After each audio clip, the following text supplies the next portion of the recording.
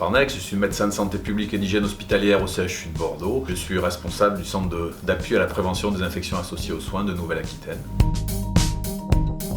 Il s'agit d'une mission qui a été confiée par le président de la République Emmanuel Macron à Didier Pittet pour évaluer la gestion de la crise par la France de la pandémie Covid. Au départ, c'était plutôt juste la première vague et puis après ça s'est prolongé un peu jusqu'à fin février 2021 pour nous. Donc la mission était composée, en plus de son président, de Madame Laurence Boone, qui est chef économiste à l'OCDE pour tous les aspects économiques, de Monsieur Raoul Brié, qui est magistrat à la Cour des comptes et qui a dirigé la sécurité sociale, la CNAM, donc il connaît bien le système de santé, et du professeur Anne-Marie Moulin, qui, elle, est professeure de sociologie, mais aussi connaît bien l'infectiologie, c'est un médecin, et philosophe aussi, donc très éclectique pour la partie sociologique qui était aussi dans le champ de la mission. Et puis on avait des rapporteurs de l'Inspection générale des finances et de l'Inspection générale des affaires sociales. Le groupe a travaillé sur plusieurs aspects. Il y a un aspect purement scientifique et d'analyse de données économiques et scientifiques qui a été fait par les équipes de Genève et des chercheurs autour de l'OCDE, donc comparaison de données internationales les plus objectives possibles, en parlant en particulier de l'excès de mortalité. Une partie plus qualitative qui a consisté à faire près de 200 entretiens, donc de personnalités de différents univers économiques, sociaux, santé, communication, etc.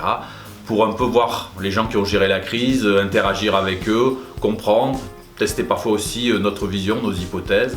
Donc ça a été très riche et puis c'était à la fois français, mais l'idée c'est d'être international, donc on a eu beaucoup de contacts en Europe et au-delà d'ailleurs, en Asie un peu. Le constat général sur le plan des données scientifiques, c'est que la France a été quand même, en termes d'excès de mortalité, impacté sévèrement par la pandémie Covid. Cela est dû surtout à la première vague qui a touché certains pays européens, pas tous, un peu de façon aléatoire. Et son intensité a été forte en France, c'est évident. Après, la deuxième vague a touché toute l'Europe et tout le monde de façon beaucoup plus homogène. Donc la particularité de la France, c'est d'avoir un excès de mortalité vraiment centré sur les plus de 85 ans et très faible dans les autres parties de la population. Globalement, chez les moins de 65 ans dans le monde, il n'y a pas d'excès de mortalité, il y a même moins de mortalité si on les compare aux 5 années précédentes. On n'était pas vraiment prêt à affronter cette crise. Il y a de nombreuses raisons, le fait que les derniers épisodes pandémiques, que ce soit le SARS dans sa première version, que ce soit le MERS-CoV, que ce soit Ebola, n'ont pas impacté notre pays. On avait aussi l'épisode plus ancien H1N1 où on avait l'impression qu'on avait trop réagi autour de ça. Donc forcément on avait un peu baissé la garde au cours des 10 dernières années. Et les plans de pandémie grippaux qu'on avait, même s'ils étaient bien faits, n'étaient pas complètement adaptés à la situation. Donc on a eu des difficultés à démarrer fort, on a eu des problèmes d'anticipation qui ont duré un petit peu tout au long de la crise. Mais ce qu'on peut regarder en France et constater, c'est que à la fois on a su réagir, s'adapter, les hôpitaux, les structures régionales comme les ARS ont su faire face avec les moyens du bord et que globalement le pilotage de la crise a progressé au fil du temps et que finalement les décisions ont été de plus en plus adaptées à la situation locale et ont tenu compte aussi au fil du temps des autres composantes qui sont la composante économique qui était très importante. On était très impacté par le premier confinement massif.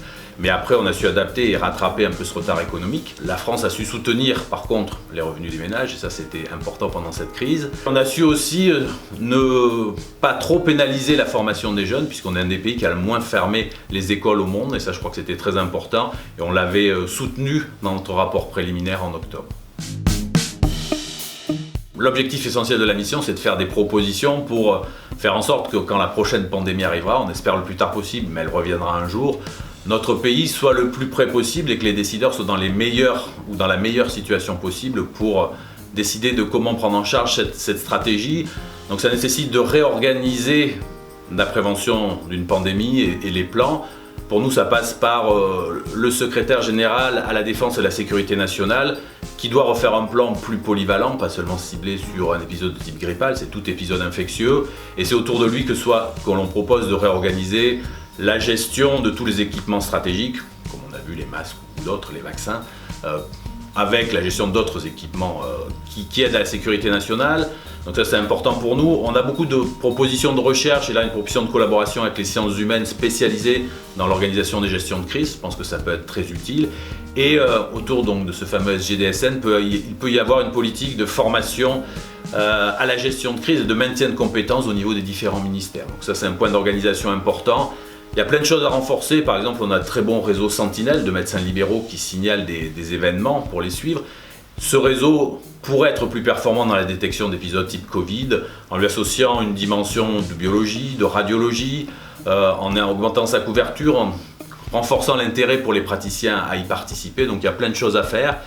Après, la dimension recherche est forcément capitale. On a beaucoup de propositions. On en a une sur créer un programme prioritaire de recherche en prévention et contrôle des infections qui associerait non seulement les spécialistes de ce domaine, mais aussi des gens qui s'occupent de dynamique des fluides. On l'a vu, c'est important pour savoir comment les gouttelettes se transmettent et quels sont les risques associés, mais aussi de spécialistes des modifications de comportement. Enfin, il y a beaucoup de choses à faire puisque le manque de connaissances et le manque de recherche dans ce domaine nous a pénalisés pendant cette crise. Après, on a un secteur, on a vu, c'est quand même les personnes âgées de plus de 85 ans qui ont été les plus touchées par la crise. Renforcer le fonctionnement des EHPAD est important. On a vu sur le modèle allemand que ce qui avait bien marché chez eux, c'est d'avoir des effectifs suffisants dans ces EHPAD, d'avoir des infirmières de pratique avancée en gériatrie que nous n'avons pas en France, avec des ratios pour ces personnels dans chaque EHPAD. Et ça, on propose de créer cette spécialité infirmière en France. Et aussi d'avoir des contrôles plus fréquents et plus organisés par l'autorité sanitaire, qui serait l'ARS chez nous. Alors après, pour notre discipline propre, on propose évidemment de créer la pratique avancée infirmière en prévention et contrôle de l'infection, qui serait une avancée très forte dans le pays. Il y a beaucoup de choses en recherche autour de l'intelligence artificielle, autour des réseaux de modélisation, créer un réseau français, européen à l'échelle du MIDAS ou à l'image du MIDAS américain. Je crois qu'on a plein de champs de progression potentiels au travers de cette crise. Nous, on fait 40 propositions, d'autres en feront beaucoup, et on espère qu'à la fin, le modèle choisi sera le plus opérationnel possible. Que vont devenir ces propositions, ça je ne peux pas le dire. Évidemment, le président de la République nous a reçus, on lui a présenté le rapport, il nous a dit que ses services et les services du Premier ministre l'étudieraient évidemment.